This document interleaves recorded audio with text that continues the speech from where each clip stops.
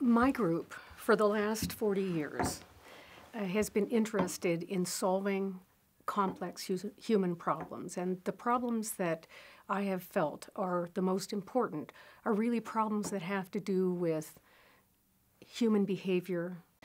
And with respect to the brain, our major interests are really in approaching some of the toughest problems that affect our society, both as a society and as individuals, which are mental illness, anxiety, hopefully some new insights into autism, and both pro and antisocial behavior. We all know that Down syndrome is due very simply to an extra chromosome. So instead of 46 chromosomes, they have 47 chromosomes. So there we are, somewhere over 200 genes, but that's still 200 genes. So how do we narrow down to know what the genes are? And heavens to Betsy, how are we going to know how they relate to the development of the brain?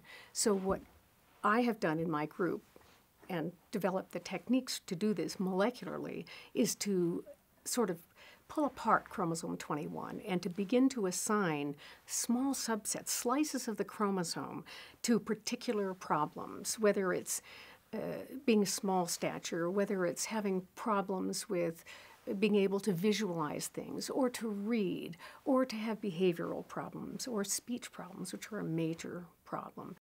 And one of the things that really pulls on your heartstrings, but it should pull on your heartstrings, is that we have a pair of identical twins, one of whom has Down syndrome and one of whom doesn't. The family is spectacular. The kids, their boys, are spectacular. And from the comparisons, the detailed comparisons of their genes, the expression, and their brain structure, a whole new world is opening up to us. So we study them, not only their brain and their MRIs, we study them at their cellular levels. And when we understand their cellular pathways, the specificity of that, bingo, we can focus in on what's wrong and how we might fix it. The University of Utah is one of the most wonderful places I have had the privilege to be a scientist. Why? Because we have one of the most collaborative faculties, not only at the University of Utah, but at the state, at BYU. It has been a wonderful experience to collaborate. When I set up a new program, the response I get is, wow, that's interesting. Maybe we could do astrocytes.